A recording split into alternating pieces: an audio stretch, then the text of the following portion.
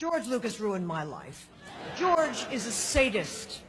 But like any abused child wearing a metal bikini changed to a giant slug about to die, I keep coming back for more. And though amongst your many possessions you have owned my likeness, lo, all these years, so that every time I look in the mirror, I have to send you a check for a couple of bucks. And in conclusion, Your Honor, I hope I slept with you to get the job, because if not, who the hell was that guy?